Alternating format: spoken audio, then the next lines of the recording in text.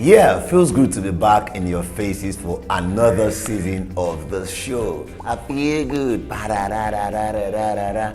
Yeah, recently it was a case of daddy oyoyo, daddy oyoyo. When the supporters and well-wishers of Nigeria's president-elect Bola Ahmed Tinubu welcomed him back to the country with jubilations after being away for about a month. Now, while he was away, opposition parties and their supporters kept insisting that he left the shores of Nigeria to seek medical attention abroad. And it brought back the memories of the debates of the early days of the President Buhari's dispensation in 2015. Now, don't tell me you've forgotten the Jubril of Sudan gist that took over the social media space that year. Anyway, Tinubu barely dropped his traveling bags when children of this world used VAR to zoom into his arrival pictures.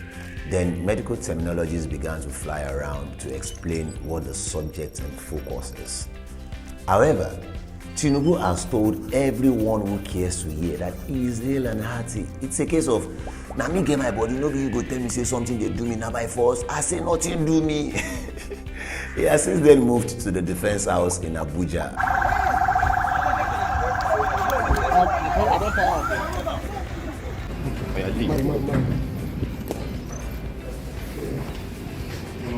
Where's it? Where's the way? What's happening, my friends? The size, man. Hey!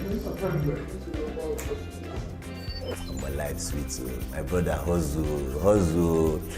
Since his arrival, there has been some boost moments between himself and the presidential candidate of the PDP, Alhaji Atiku Abubakar. Tinubu tagged Atiku as a serial loser since 1993, and Atiku said no let the bullet enter finish before he fire back. Now, like actor no they die. He said he's better off being an election loser than being in the shoes of Tinubu, who is being dragged for drug-related crimes. Now this kind of fight that they call, consign me, my business. All right, on the foreign scene, it has been chaotic in Sudan since the 15th of April due to power tussles between two besties, Abdel Fattah Burhan, who heads the Sudanese Armed Forces (SAF), and Mohamed Hamdan Dagalo, who heads the Rapid Support Forces (RSF). Something like Nigerian Army versus packaged Amotekun. Now back to the matter. Let's do a bit of throwback. RSF and SAF forces connived to remove a sitting military president by coup in 2019. They agreed to give room to a transition government that will lead to democratic rule. Guess what? They still toppled that government in 2021. I can guess the question on your mind. Why are they fighting since they are partners in exploits? POWER, power. Now, the SAF controls the country, and he who controls the country controls the resources. Tensions arose during negotiations to integrate the RSF into the country's military as part of plans to restore civilian rule. Guess what? It has resulted in unnecessary bloodshed. Airstrikes continue to pound Sudan's capital, Khartoum, despite the truce aimed at allowing civilians to flee. The army said it was attacking the city to flush out its paramilitary rivals, the Rapid Support Forces. More than 500 deaths have been reported, with the true number of casualties believed to be much higher. Millions more remain trapped. So you begin to wonder, what's the fate of foreigners trapped in Sudan? Countries have been doing their best to evacuate their citizens, even though it's not easy, due to attacks on airports, aircraft. Even our own motherland, Nigeria, has really struggled to have a smooth evacuation. Now, you are wondering if we have Nigerians in Sudan, right? I laugh in capital letters. Now, I won't be shocked to see a Nigerian in every single planet from Jupiter to Mercury. Anyway, buses were hired to pick Nigerian students trapped in Sudan and move them to Egypt before aircrafts can bring them home. They still got stranded. They got stranded at the Egyptian border because visa was a prerequisite for entry into Egypt. Now they call Wala Where Konkoshu. Now, but it's been sorted, and rescue flights from Nigeria have landed in Egypt.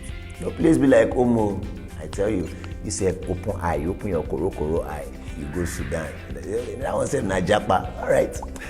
In the world of sports, The hope of Arsenal supporters has been dashed badly after a run of matches that has seen rivals Manchester City be in a very good position to lift the EPL trophy. I'm on that in the elephant is now dangling, oh God. After a run of 3 consecutive draws against Southampton, Liverpool and West Ham, Manchester City added salt to the injury of Arsenal with a 4-1 demolition of Arteta boys. But after City's 2-win over the weekend against Fulham, Arsenal fans can only wish Guardiola and his boys some form of consecutive bad luck, because it's going to be easier for a camel to pass through the eye of the needle than for Arsenal to lift the EPL trophy once again since 2003. Now, what this means is that a girl child that was born the last time Arsenal lifted an EPL trophy will likely be winning a second child if she is from the Connaught. You don't take. This particular gist will make Chelsea fans happy because they are wallowing somewhere on page 2 of the EPL table after swallowing goals like bet control pills in their match against Arsenal that ended 3-1 in favour of the Gunners. Despite Chelsea buying every available player that has a football boot for so much money, to be unfair to talk about Lampard, man is going through. It's not easy. I come in peace, actually. I'm blues.